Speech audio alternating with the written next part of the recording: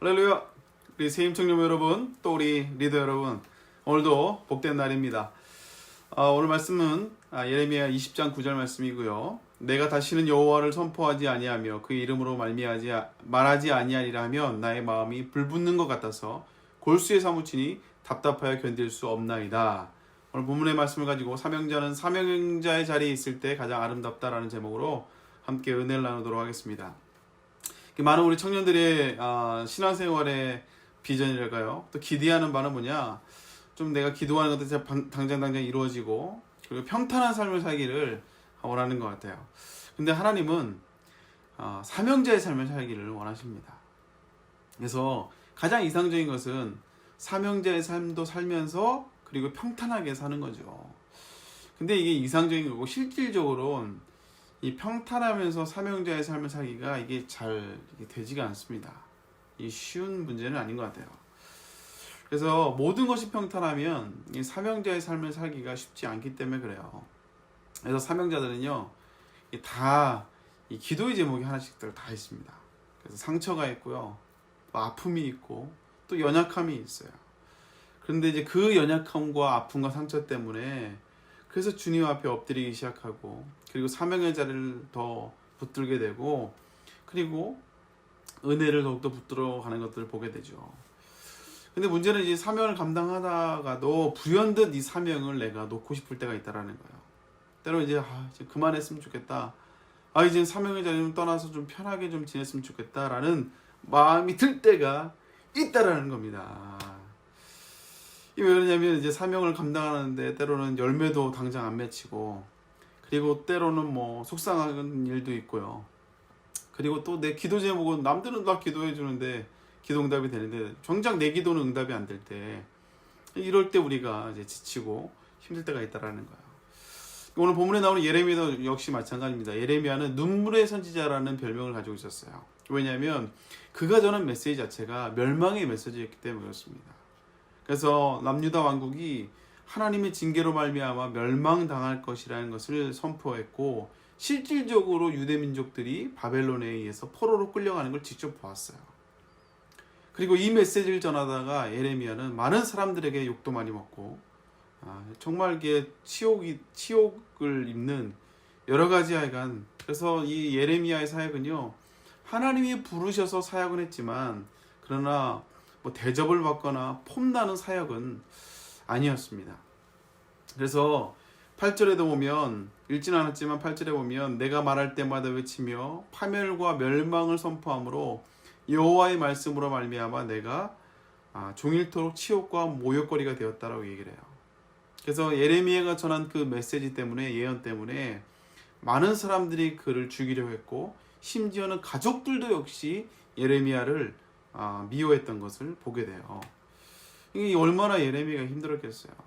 그래서 너무나 외롭고 때로는 이 사명의 자리가 너무 힘들어서 도망가고 싶어서 14절에 뒤에 보면 차라리 태어나지 않았으면 좋을 뻔했다고 이런 고백까지도 하는 것을 보게 됩니다. 이 예레미야의 고민이 얼마나 컸는지를 알 수가 있죠. 그만큼 그가 감당하는 사명의 자리가 너무 힘들었고 외로웠다라는 거예요. 우리들도 역시 마찬가지입니다. 우리가 사명을 감당하면서 때로 뭐 전도의 사명도 감당하고 때로는 리더의 자리에 사명을 감당하고 하다 보면 우리가 내 시간을 들이고 내 돈을 들이고 또 마음을 쓰고 열심히 했는데 그 한 것만큼은 열매가 없을 때가 있다라는 거예요. 그리고 오히려 나를 더 힘들게 하는 가시 같은 존재들을 만날 때가 있다라는 겁니다. 그러면 내가 이제 뭐 이 사명을 정말 때로는 놓고 싶은, 때로는 정말 1년이라도 좀 쉬고 싶은, 그래서 사명을 내가 좀 내려놓고 싶은, 내가 왜 이러고 살아야 되지? 응? 그리고 나는 이제 내 인생을 내 삶을 내가 좀 챙겨야겠다 하면서 뭐 이런 아쉬움이 들 때가 있다라는 거예요. 어쩌면 이 영상을 보고 있는 우리 청년들 가운데서도 또 리더의 자리 있고 또 사명을 감당하는 자리 있는데 그 사명의 자리가 너무 힘들어서 버거워하는 청년들이 분명히 있을 거예요. 때로는 가족 간의 어려움이 있을 수도 있고요. 혼자 믿다 보니까 사명 감당하기 힘들 때가 있죠. 그리고 때로는 학교나 직장에서 여러 가지 어려움 때문에 너무 지쳐버리는 거예요. 그리고 또 뭐 이렇게 코로나가 길어지니까 이제 아무래도 영적으로도 처지다 보니까 내가 마치 자격이 없는 사람처럼 느껴질 때가 있다라는 거죠. 그리고 내가 열심히 오랫동안 봉사하고 섬겼는데 그만큼 내 세론들이 따라오지 않거나 아니면 뭐 봉사하다가 내가 누군가로부터 상처를 받거나 이럴 때가 있다라는 거예요. 그래서 개인적으로 번아웃이 되는 사람들도 분명히 있을 거라는 것이죠. 그러나 여러분, 우리가 나눌 내용은 절망이 오더라도 결국 하나님 안에 답이 있다라는 사실입니다. 여러분 잊지 마세요. 때로는 이해가 되지 않은 상황, 때로는 정말 낙심되는 상황 가운데 있다 할지라도 이 문제의 해결은 하나님 안에 있을 때 해결이 돼요. 피한다고 해결이 되는 게 아닙니다. 그래서요, 절망도 낙심도 하나님 안에서 하면 소망이 있는 거예요. 그래서 오늘 예레미야가요, 오늘 예레미야 20장에 보면 이렇게 막 힘들어하면서 막 하다가도 11절부터 내용이 바뀌는 걸 보게 돼요. 그리고 나중에는 이제 13절에 보면 결국 뭐 여호와를 노래하라, 뭐 여호와를 찬양하라, 갑자기 막 이렇게 고백들이 바뀌어진 걸 보게 돼요. 왜 고백이 갑자기 바뀌었을까요? 그게 다른 게 아니라 그 절망스러운 그 마음들을 하나님 앞에 토해 놓았기 때문에 그래요.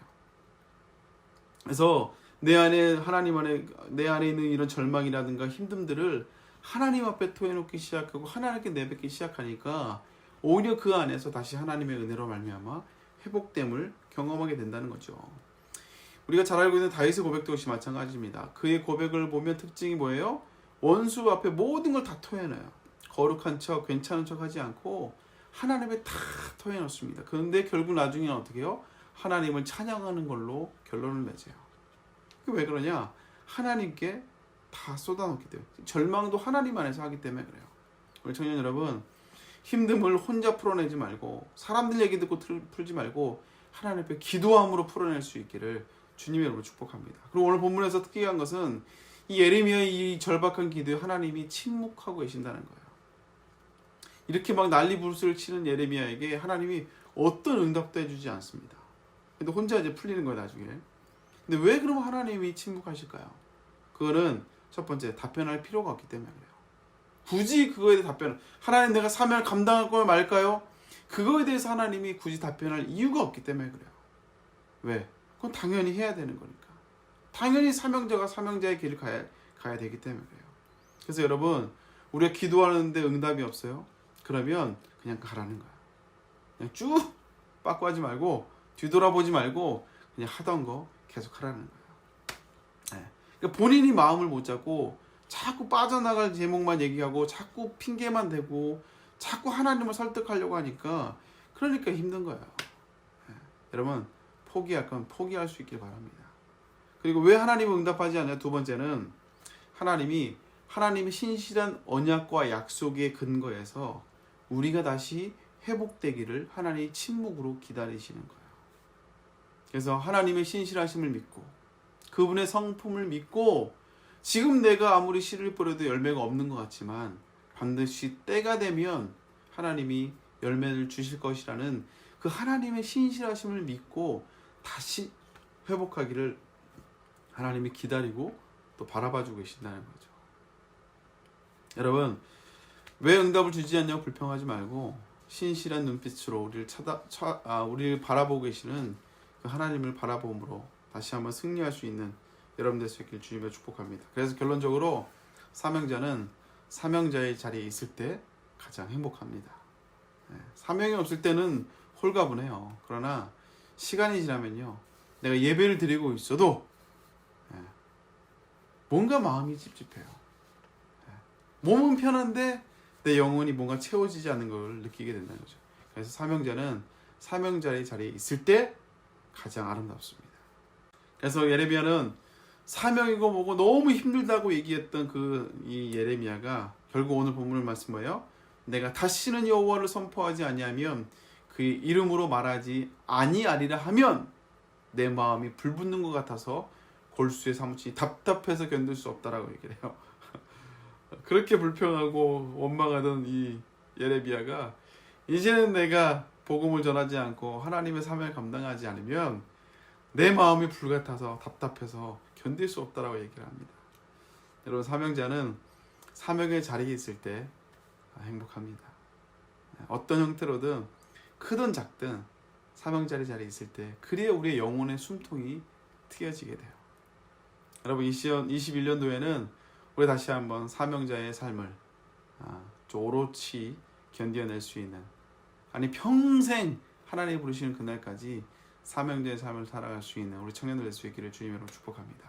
기도하겠습니다. 감사합니다.